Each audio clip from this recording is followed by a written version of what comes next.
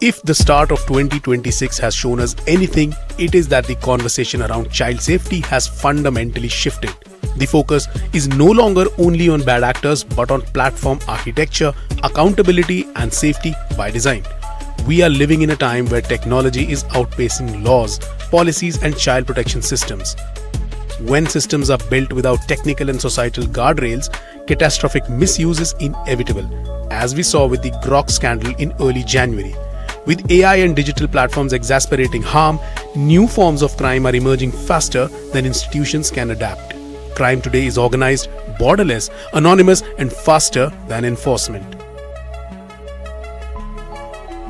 It is against this backdrop that Just Rights for Children, one of the world's largest civil society organizations network dedicated to protecting children, in affiliation with the Union Ministry of Electronics and Information Technology, brought together some of the most influential voices in child protection for the Prosperity Futures Child Safety Tech Summit.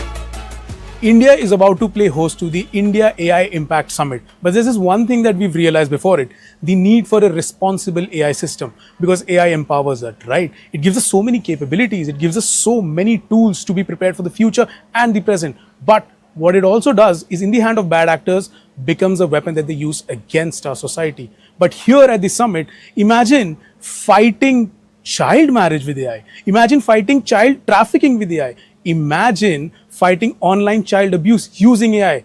That's what we're about to see.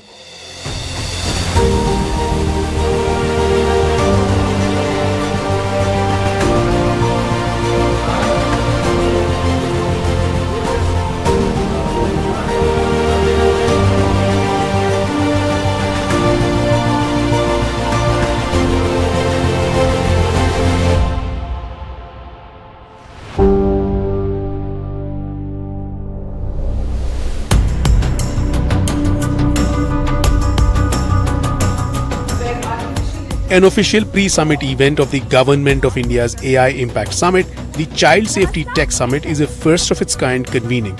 Its vision is clear: to build a world where technology serves the greater good of humanity and where those most vulnerable, our children, are protected before harm occurs.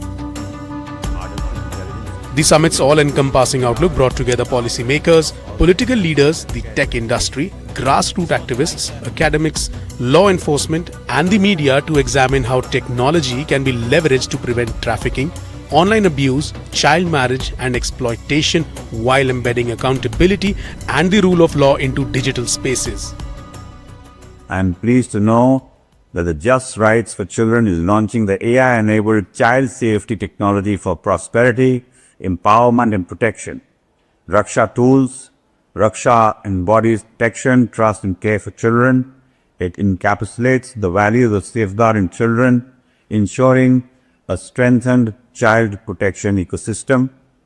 I congratulate the Just Rights for Children taking the responsibility head-on and organizing this consultation to bring a dynamic and diverse range of stakeholders for a constructive deliberation on using AI and technology for safe and prosperous today and future of our children. Atul, so just help me understand, just give me a feelers for the event today. Right, so this event is, focusing on child safety, right, and there's a special focus on AI. So AI is both an enabler, correct, and a protector. And a multiplier. And a multiplier, exactly, and a multiplier in child safety, right? So this event is focusing on all the aspects of it. I think it's a well moderated, event with all the stakeholders from the industry, academia, and the government, right? All the respective stakeholders into the AI conversation, right? And we see, the AI, as we said, it's a multiplier as well, right? It's very easy to, create explicit content these days using AI. And I think there's a lot of discussion on how to protect that and stop that. And we'll be talking about today, a lot of areas, including forensics, including, the bookmarking or watermarking of these activities, right? And how to basically track and protect that. Right. And also, there's a special segment and focus on how to protect against grooming, because there is a lot of predators who are using AI to lure children using games and other things. So it's also very important that how do we actually identify that while retaining the digital sovereignty, so it's important that the child is, having his conversations private, but still we are able to protect it. So that's another focus of the event. So the event is focusing on child safety and how the AI plays a role in it. Perhaps the defining moment of the summit was the unveiling of Raksha, a groundbreaking AI-powered tool developed by Just Rights for Children. Raksha, protecting children, and this tool that we have envisaged here has the power of the GIS, remote sensing, and AI, artificial intelligence, to predict, protect, and prevent crimes against children. Raksha represents a decisive shift from reaction to prevention. By integrating geospatial technology, predictive analytics, and real-time monitoring, Raksha enables the mapping of trafficking and child marriage heat zones, identification of vulnerable children and communities, tracking of financial trails, source and destination points, and early detection of emerging exploitation patterns. Raksha does not replace institutions, it strengthens them, converting data into insight and insight into action. And who better to ask about it than the man who actually tied the ribbon around it so that the world cuts it? Hello Bhuvan, welcome to NDTV. Well, thank you for having me here. Tell everyone about Raksha, please. Raksha is the first of its kind technological tool that actually works across the country in identifying patterns of child sexual abuse, trafficking, child marriage, economic vulnerability, and is able to preempt and prevent crime before it happens. Using artificial intelligence, using technological advancements, we are able to see the patterns from heat maps where traffickers operate. What are the transit routes they are taking? How they are exploiting children. And this is India's model to the world using technology for child protection, India's model for social transformation, and India's AI model for good. On one side, it actually uses technology to fight the misuse of technology, but on the other, it also identifies economic vulnerabilities. It identifies children who have dropped out of school. It actually traces every single missing child and trafficked children and ensures how they are linked to government schemes, linked to stipends, linked to scholarships, and followed upon so that they do not fall prey to the cycle of exploitation and abuse. So on one side, it fights online child sexual abuse material. On the other, it fights economic organized crime of trafficking. But above all else, this is the tool for prevention of child exploitation and abuse. This is what it shows when The day began with two parallel sessions, one focused on child protection in digital spaces and the urgent need for safety by design in online platforms. The other addressed abuse on the ground, showcasing how AI-driven vulnerability mapping and predictive prevention can empower communities most at risk and enable early intervention. Technology at its core is only a tool, but its speed has changed the scale of harm. Before this was fully understood, a generation of children was exposed to online grooming, digital enticement for trafficking, and the mass distribution of child sexual abuse material. Justice today must arrive before harm. सबसे important है जो preventive crime होने से पहले, कोई भी अपराध होने से पहले बच्चों को, चाइल्ड मैरिज होने से पहले ही बच्चों को बचाना, ट्रैफिकिंग होने से पहले बच्चों को बचाना, या बच्चा मिसिंग हो गया, सबसे बड़ी दुख की बात है जब बच्चा मिसिंग होता है। मतलब सोचिए अगर हमारा बच्चा खो गया या हम में से किसी का बच्चा खो गया, उस पेरेंट का दुख दर्द आप समझे वो क्या करेंगे। तो उस पेरेंट को अगर ये पता चल गया कि इस टाइम पे अगर टाइमली इंटरवेंशन होता है तो इस जो हीट मैप बनी है इस ट्रैफिकिंग को दर्शाने के लिए कि इस हीट मैप से कैसे हम प्रेडिक्टिव एनालिसिस कर सकते हैं। आज आपने देखा हो कि दिन में 3 बच्चे ही उस प्रेडिक्टिव एनालिटिक्स से ही मिल गए हमें। जब हम लोग सेशन चल रहा था तो 3 बच्चे जो है बनारस के स्टेशन से वह मिल गए थे। तो ये काफ़ी महत्वपूर्ण टूल है, ट्रैफिकिंग को रोकने में काफ़ी हद तक जाएगा, चाइल्ड मैरिज को रोकने में काफ़ी हद तक जाएगा, प्लस उस एरिया में इसको बोलते हैं डेटा ड्रिवन डिसीजन मेकिंग। अगर हम एआई के ज़माने में जी रहे हैं तो AI should be helpful. AI हमें हेल्प करना चाहिए कि डेटा ड्रिवन डिसीजन मेकिंग को हम ले उस जगह के, उस एरिया के लिए मैप करें कि कौन सा एरिया बहुत ज़्यादा वनरेबल है, गवर्नमेंट का फोकस स्कीम्स जो है वहीं पर उनका अटेंशन जाए। So technology nowadays is very important because there are 3 things I want to highlight here. One is the harm caused to children is hybrid, both online and offline, and which is why we need technology to address that. And the other 2 important aspect of the whole abuse and exploitation is the volume. the volume and the speed. The volume is very high, we have been seeing that for quite some time now. And the speed at which the harm is created, now for that to be addressed, it's sometimes within seconds. So technology is something that we are really looking forward, to help us. Because any incident that happens, we need to escalate it fast, because there is underlying trauma which is there in the victims or survivors. So in this aspect, technology plays a very important role. बाल विवाह मुक्त भारत अभियान के तहत Bharat already इस सामाजिक अपराध के खिलाफ काफी सशक्त स्टेप्स ले रहा है और ये जो अभियान है इसका केंद्र जो है, जो कोर जो है, वो भी टेक्नोलॉजी है। जैसे जो पिकेट स्ट्रैटेजी है वो क्या करती है, वो पहले से ही इसको होने से पहले ही इसको रोक देती है। इसका मतलब pre-empt and prevent rather than working on finding the cure, the solution. Technology की मदद से होने से पहले ही रोक दिया जाए। Law is a tool and civil society organizations are enablers. We need to ensure that law as a tool is used at the optimum. Law reaches to the last mile person. So that is where the civil society organizations, their role comes up. And that's exactly how Just Rights has also been functioning. It is imperative that civil society organizations bridge the gap between the last mile person and the law, so that the person not just becomes aware about his rights but also gets access to justice. How can technology be leveraged to bridge the gap as well as curb these issues, nip them in the bud? I would say there has to be a partnership, a collaborative partnership between the software platforms, between the intermediaries, the service providers, the law enforcement agencies, the criminal justice system.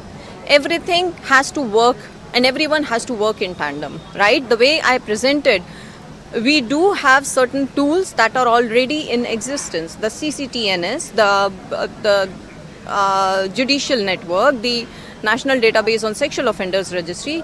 The systems are in place. It's just that they need to be interoperable, to be able to work together, to be able to work in tandem. People who exploit children are using the power of technology to enhance their businesses.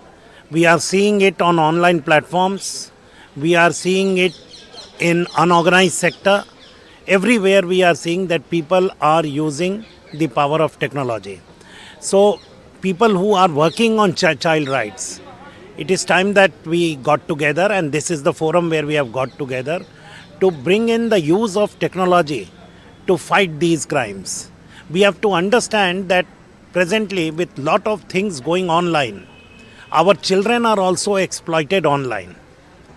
Even trafficking rackets are going into supply chains, money laundering and other things. We are also hearing digital scams for children. So what we need to do is to fight this organized crime. We have to use the power of artificial intelligence. What needs to be done is to bring in synergy between all the government databases and ask for a public-private community-driven partnership. That is the key for forward. Otherwise, most of these databases continue to remain like post offices. We have to bring in more collaboration between law enforcement agencies, civil society organizations for combating these organized crime. This is the data which is based on honey and lakh. One of the most powerful sessions exemplified what real collaboration looks like. Chaired by the Additional Director General of the Railway Protection Force, the discussion highlighted the partnership between the RPF and Just Rights for Children. With its nationwide footprint, the RPF plays a critical role in tracking, intercepting and preventing crimes against children, especially trafficking. Technology like Raksha amplifies this reach, making prevention faster, smarter and more effective. We are relying more and more on AI tools, CCTV, FRS-based technologies, and various other digital portals of the Government of India for taking a very concrete and forceful action against the child traffickers, offenders of law. And technology is a force multiplier. and we are using it to the best of our ability and capabilities. Child trafficking through railways is a serious concern. We have rescued around about 2,500 children from the hand of traffickers. In the last 3 years, we have also arrested about 700 traffickers or carriers. And we run an operation called Nanhe Farishte, where we have rescued about 75,000 kids who are in need of care and protection. So this is a way of contributing to the larger goal of benefit of the society. After the break, we'll see how the Child Safety Tech Summit drew perspectives from academic spaces, budding startups, and even civil society organizations from across the border.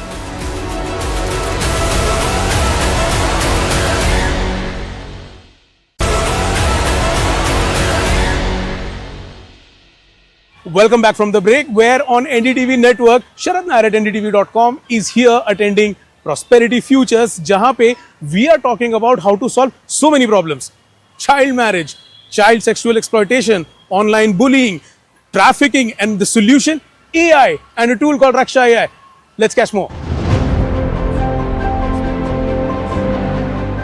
As the day of discussions and showcasing technological tools went on, the Child Safety Tech Summit steered the conversation towards the need for awareness and advocacy for children's rights and creating essential guardrails for safe online interactions in an increasingly digital world. India is building technology-enabled safety nets focused on prevention, protection, and deterrence.